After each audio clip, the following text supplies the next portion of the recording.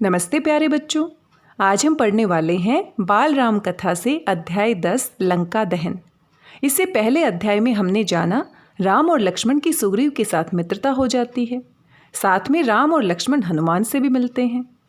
राम और लक्ष्मण और सुग्रीव एक दूसरे को वचन देते हैं कि वे एक दूसरे की मदद करेंगे।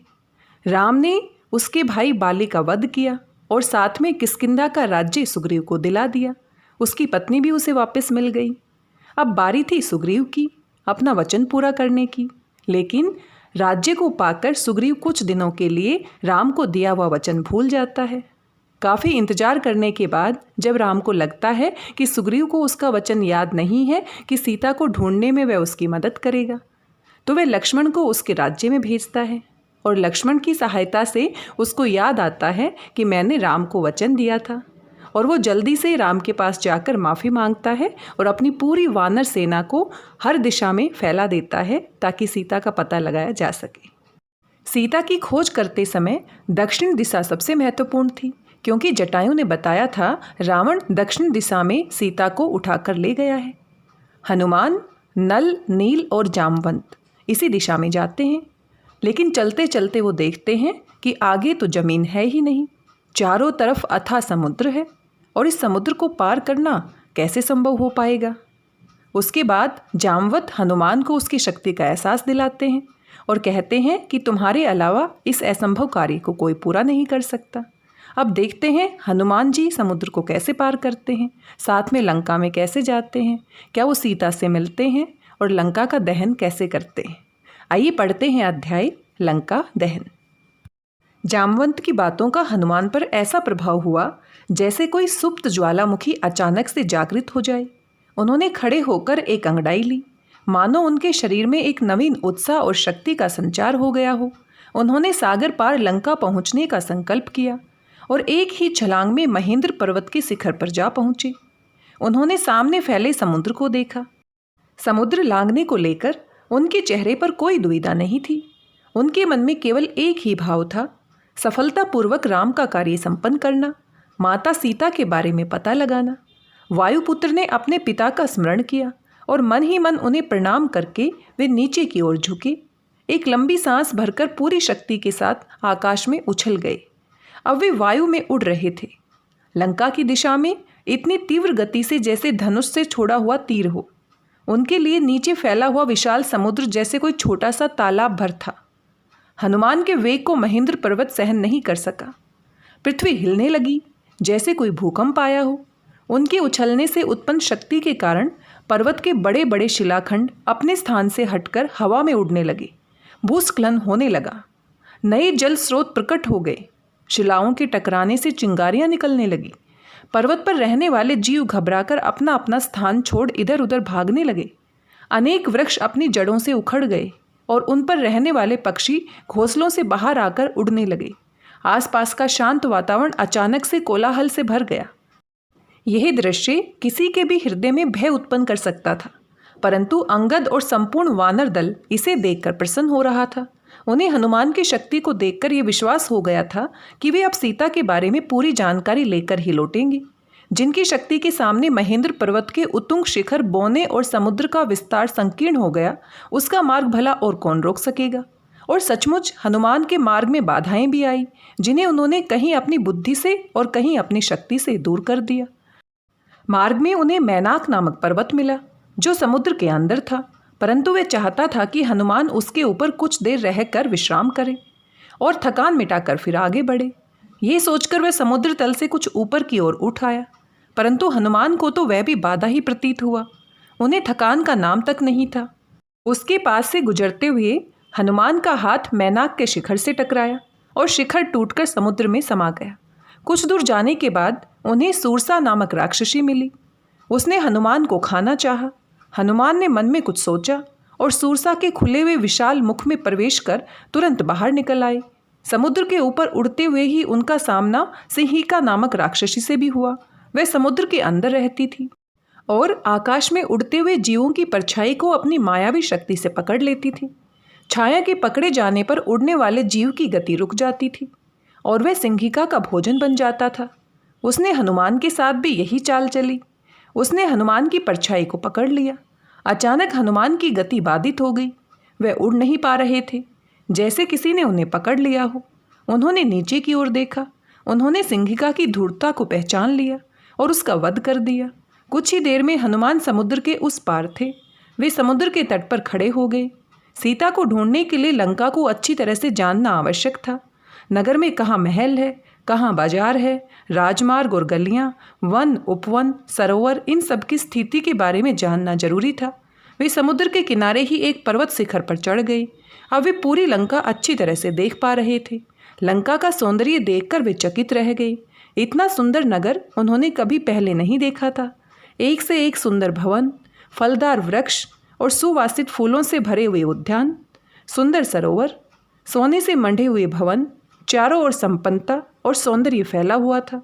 हनुमान ने एक एक चीज को ध्यान से देखा। ये सब विवरण सीता की खोज में उनके बहुत काम आया। उन्होंने सोचा कि दिन के प्रकाश में लंका प्रवेश उचित नहीं होगा। रात्रि होने पर वे लंका में गए। हनुमान ने लंका का कोना कोना ढूंढा, परंतु कहीं सीता का पता नहीं चला। उन्होंने रावण के महल में भी अच्छी तरह से देखा। वे रावण के शयन कक्ष में भी गए। वहाँ रावण सो रहा था। उन्होंने मंदोदरी को भी देखा, परंतु सीता का कहीं पता नहीं चला। उन्हें लगा कि रावण ने सीता को कहीं ऐसे स्थान पर तो नहीं छिपा दिया है जहाँ पर किसी को संदेह न हो। ये सोचकर उन्होंने सभी राक्षसों के घर में भी सीता को देखा, परंतु वह कहीं नहीं मिली। उन्हें ये तो विश्वास था कि सीता लंका में ही है, बस मिल नहीं रही है। वे विचार ही कर रहे थे कि सीता कहाँ हो सकती है कि उनकी दृष्टि रावण के अंतःपुर के समीप ही एक सुंदर वाटिका पर पड़ी। केवल यही एक स्थान था जिसे हनुमान ने अब तक नहीं देखा था।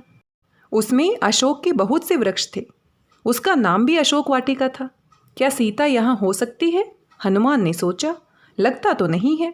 इतने खुले स्थान पर रावण भला सीता को क्यों रखेगा? सवेरा भी होने वाला था। दिन में सीता को ढूंढना ठीक नहीं था।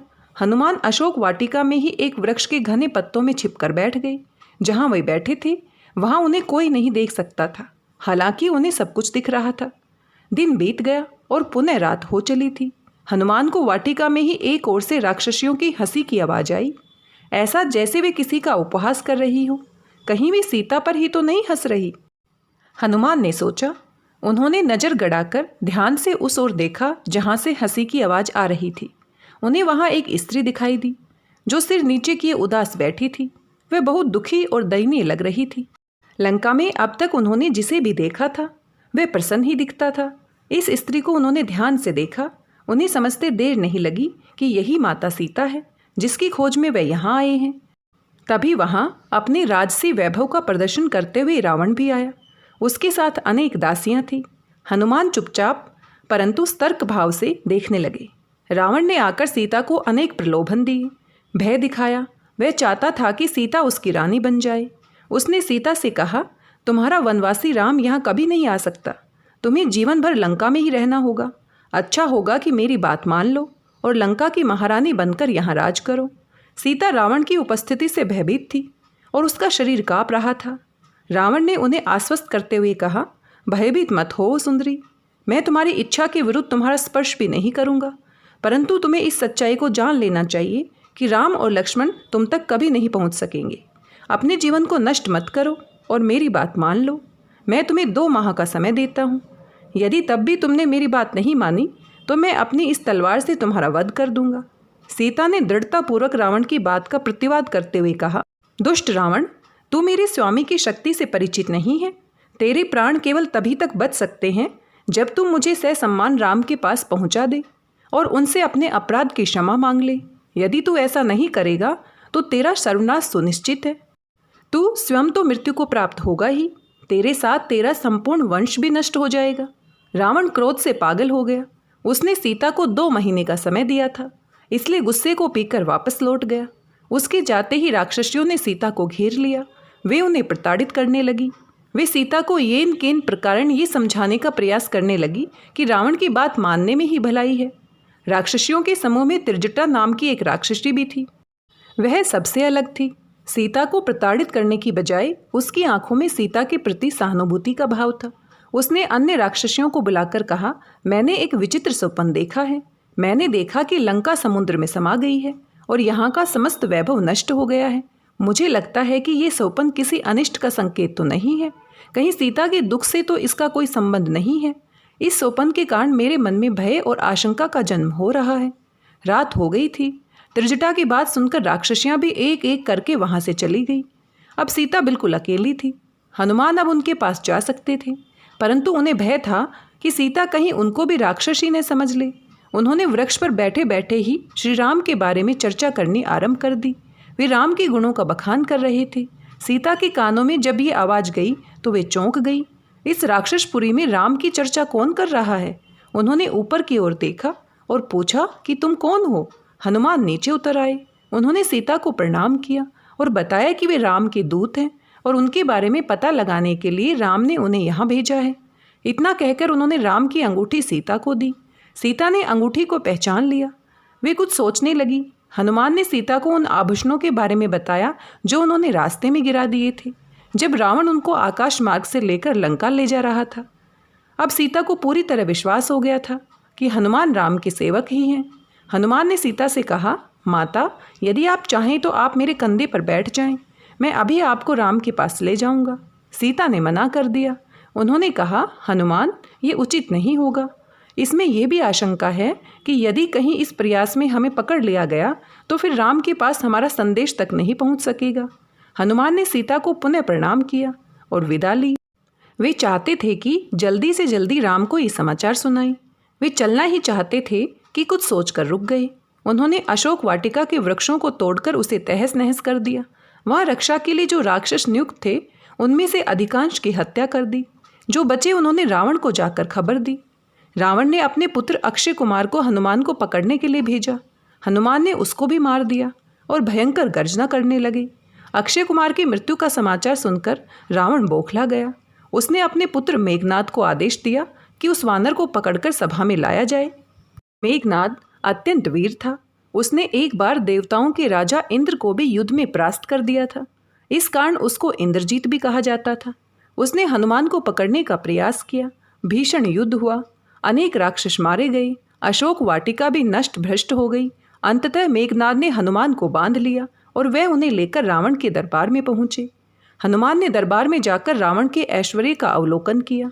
रावण सोने के सिंहासन पर बैठा हुआ था। रावण के संकेत पर उनके सेना नायकों ने हनुमान से प्रश्न किया, तुम कौन हो? तुम्हारे यहाँ आने का क्या प्रयोजन है? मैं राम का दूत हूँ, वही राम जिसकी पत्नी को तुम चुरा कर ले आए हो। मैं उनके बारे में पता लगाने के लिए आया था। जिस काम के लिए मैं आया था वह मैं पूरा कर चुका हूँ। मन में तुमसे मिलने की भी उत्सुकता थी, अतः अशोक वाटिका में मैंने ये उत्पात किया। जिसने भी मुझे रोकने की चेष्टा की उसको मैंने मार दिया। इसमें मेरा भला क्या अपराध है?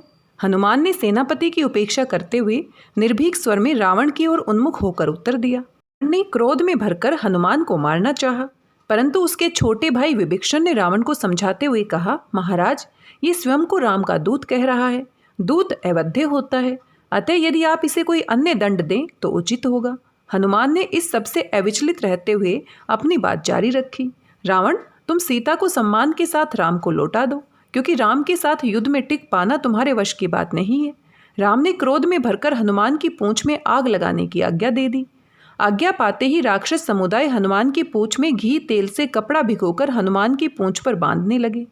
इसके बाद उन्होंने पूंछ में आग लगा दी। आग लगते ही हनुमान ने स्वयं को राक्षसों के बंधन से मुक्त कर लिया। वे लंका के भवनों पर उछल कूद करने लगे। उनकी पूंछ से लंका में आग लग गई। धीरे धीरे पूरी लंका आग की लपटों में घिर गई। लंका में राक्षसों के रोने चिल्लाने की आवाज़ें भर गई। सब लोग अपने को बचाने के लिए घरों से बाहर निकल आए। तभी हनुमान को अशोक वाटिका की याद आई। वहाँ तो सीता है, कहीं वहाँ आग तो नहीं पहुँच गई। वे तुरंत अशोक वाटिका की ओर गए। वाटिका पूरी तरह सुरक्षित थी। हनुमान ने पानी में डुबोकर अपनी पूंछ की आग बुझाई और सीता को प्रणाम कर उनका आशीर्वाद लिया। निशानी के रूप में सीता ने उन्हें अपना एक आभूषण दिया। उसे लेकर वे वापस उत्तर दिशा की ओर उड़ चले।